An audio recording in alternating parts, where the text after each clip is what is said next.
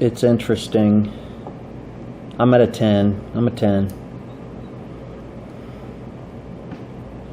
And I'm on the leading edge of this conversation. I'm unfolding into the undeniable. So today's question for me for writing was, once I finally finished the last one, which took a minute, the new one was,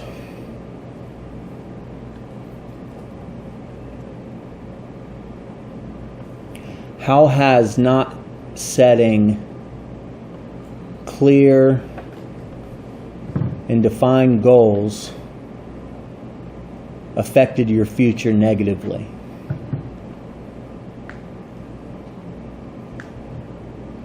So,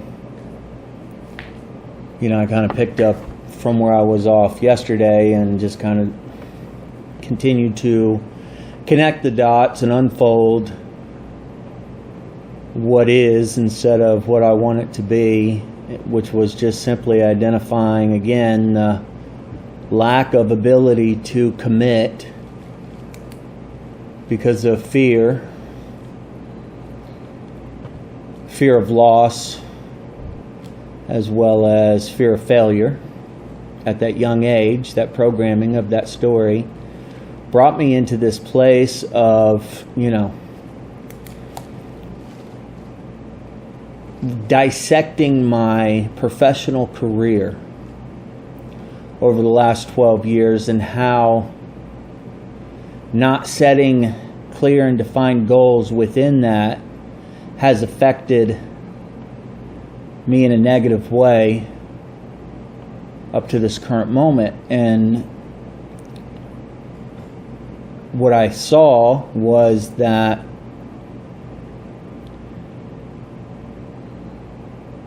old story up to 12 years ago, making a decision for life restoration, I had a real trust problem. This is my revelation for today, personally, was that I didn't know what trust was or how to trust.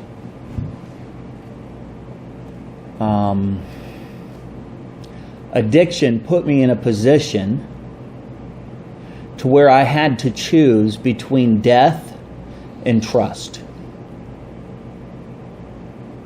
Plain and simple. And so that began my adventure into trusting someone. In my childhood, I didn't have, I couldn't trust anything. Nothing was nailed to the floor. So, how can you trust in an environment that is constantly changing? How can you build up any kind of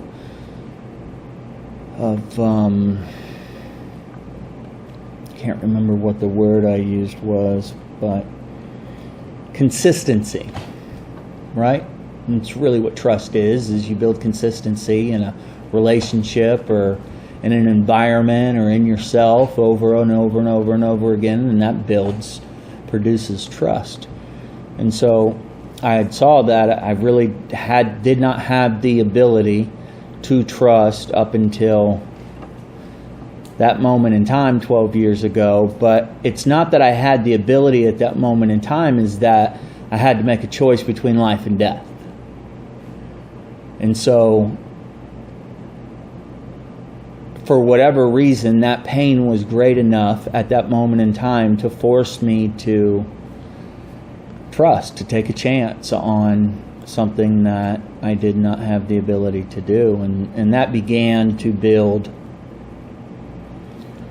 where I am today. And interestingly enough, as I unfolded into that and kind of went back to 12 years ago, sitting at the 301 house with my sponsor,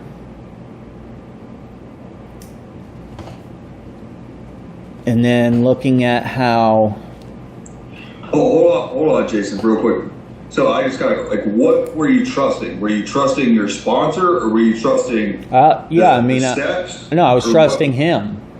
Okay. I was trusting in that moment in time that Because he had something you wanted? That it worked for him. That the pain and suffering that I was causing in my own life, which was going to, ultimately cause me demise, that here was a guy that sat in front of me, and best I could tell, whatever he was doing was working for him up to that current moment in time.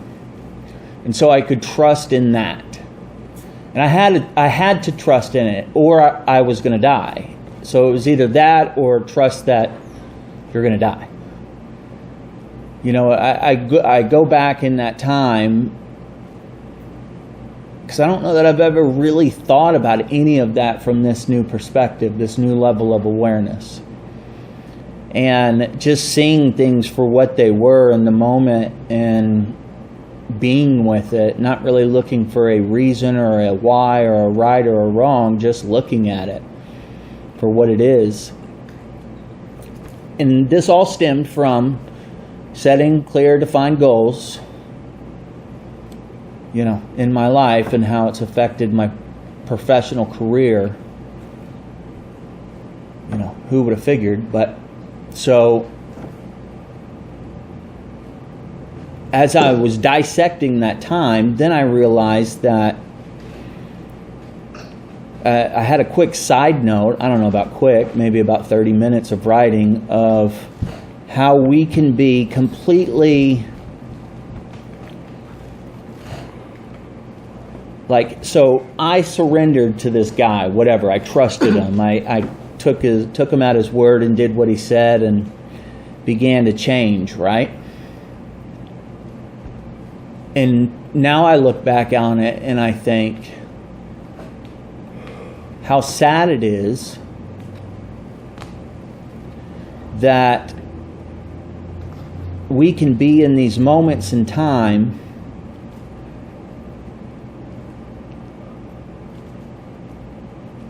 and here this guy, he's just teaching me what was taught to him and what was currently working for him.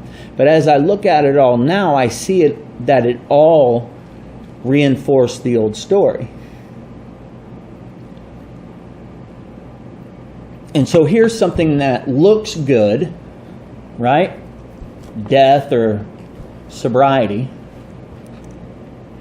But then 12 years down the line, looking back at it and seeing how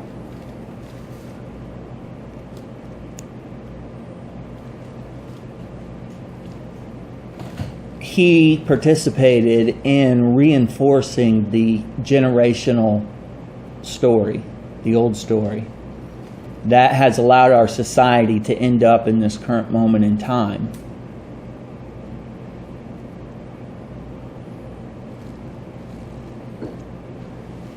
And so then I went down that road and found myself in a place where I was going to go down the ministry route, or I was going to go down the clinical route, right? Bringing this back around, I promise you, how it relates. And completely unaware of myself in these moments in time as I progressed in sobriety and health and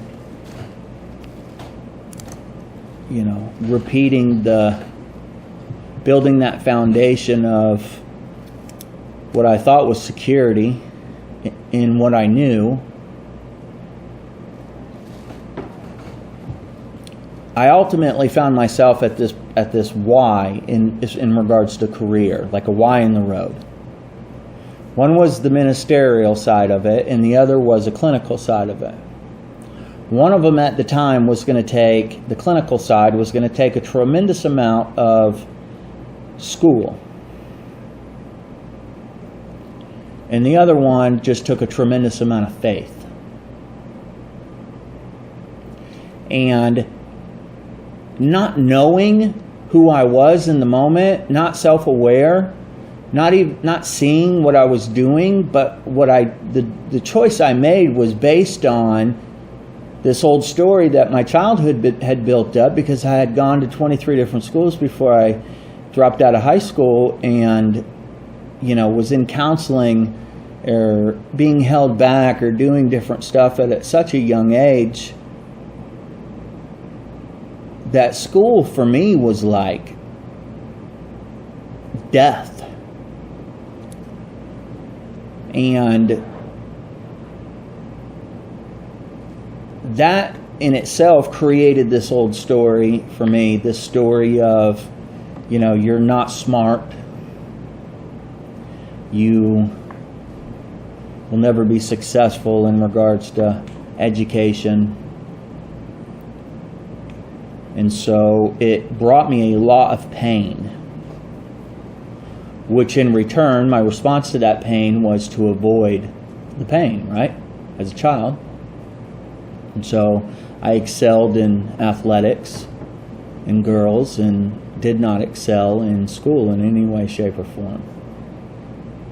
Well, here, now I'm looking back at my career and how goals, setting clearly defined goals, have not allowed me to, or not doing that has caused me pain in my professional career. I began to see how I made these decisions on which way to go based on the old story, because it was my fear of failing. I knew I was going to have to go to school, a lot of school, if I was going to go the clinical route.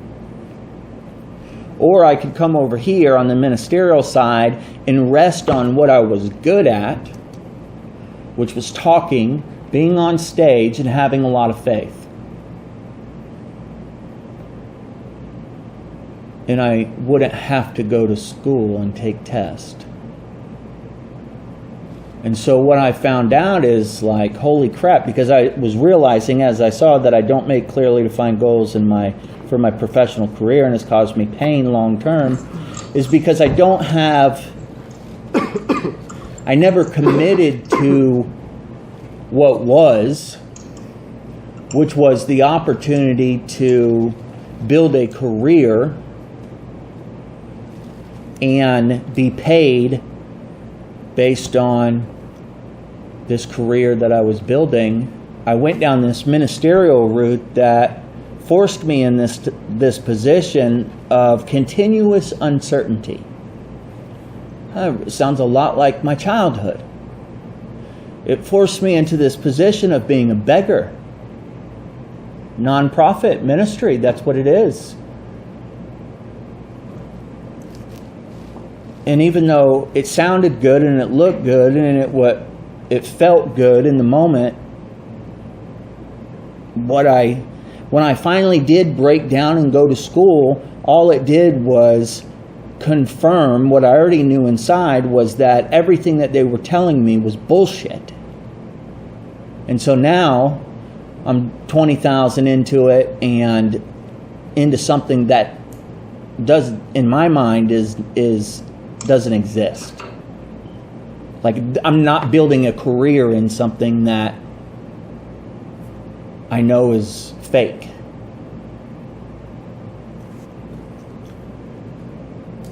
And that ministerial side has always kept me in this place of not knowing, having faith, financially, career-wise, which has put me in a position where I've felt the negative effects of not having clearly defined goals, because it's kind of hard to have these goals in that mindset when you're operating from a position of lack.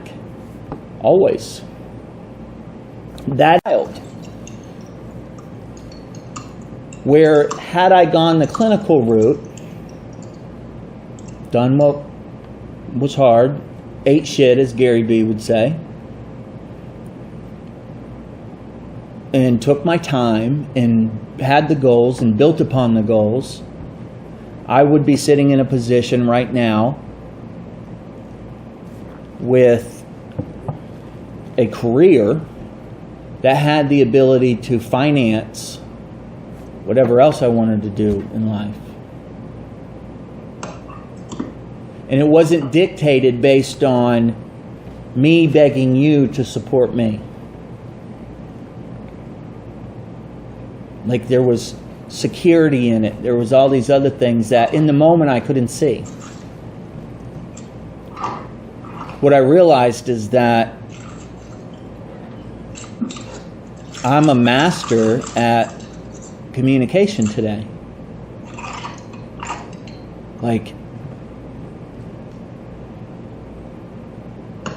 But because of the choices that I made getting into this moment in time, I can't charge people what I'm worth. And because I can't charge people what I'm worth, and I haven't been able to build that foundation of security, because I don't know what that is. And so I saw how just that simple little question, I just began to unfold and unravel and see how I've landed in this current moment in time. Not that it's right, wrong, or indifferent. Hell, none of us would be sitting here if I wouldn't have done something. So that's all positive, but at the same token, I don't want to carry, so now the next essay is, now that you're aware of how not defining your goals has affected your professional career, what can you do different to make sure that you don't repeat these same mistakes? And so the importance of taking this time and doing the work is allowing me to unfold and not build off of the old story. You know, I look at Joe W., I look at me and all the people that I've worked with in the church and Salvation Army and all these different things, and I think, it's just terribly awful to know in your heart that all of that good is bad, and it's reinforced the generational sin or the old story of society and the way in which it works. Because now I look at it from like how we, as a society, we've ended up in this current moment in time with addiction, mental health, whatever it is, religion, and all these things. And I think, you know,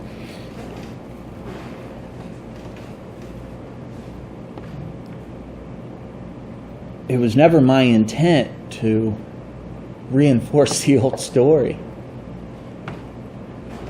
And not only was I doing it as for society, but I was doing it internally in myself. And one of the things that I realized was that, you know, it asks you, well, what can you do to make sure that this doesn't happen again? And it's really this ability to be self-aware in every single moment, to always know who you are based on where you are, based on where you came from. Because when you are self-aware, you are not looking for external things to solve an internal problem, right? Well, a career is simply a means to an end. It's just an opportunity to build upon and to grow into something that gives you a foundation of security in life. This is kind of how I see it now in this moment. I don't know where that came from. I've never even said that before in my entire life, but it just came out of my mouth.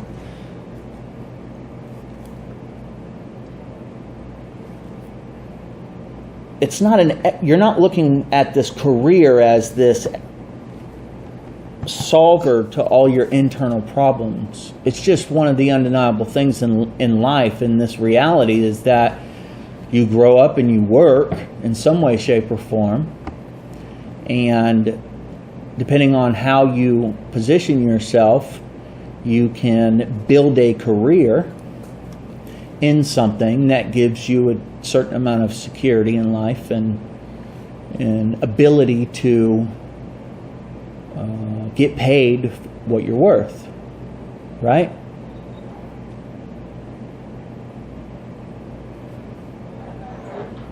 It's not the purpose of it is not to solve an internal problem. It's really, the purpose of it is to create an external life. Because the only problems that money solves is the bills. you know? So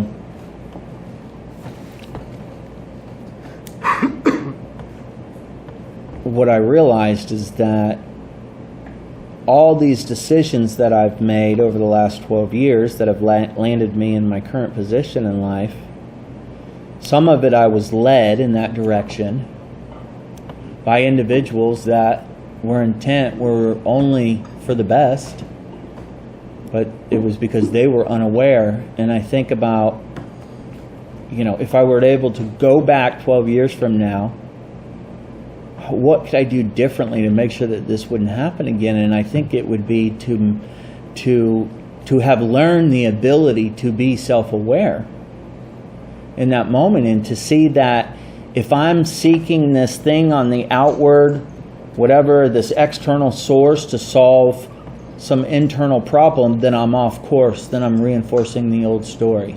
It's like if I'm looking for an external savior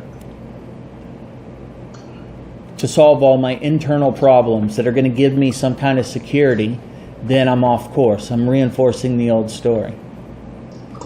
See, because what I know to be true today, because I'm completely self-aware, is that I have everything that I need. And so if I'm seeking something that's external, and I'm not seeking internally, if I'm external, I'm reinforcing the old story. If I'm going internally, I'm co-creating life.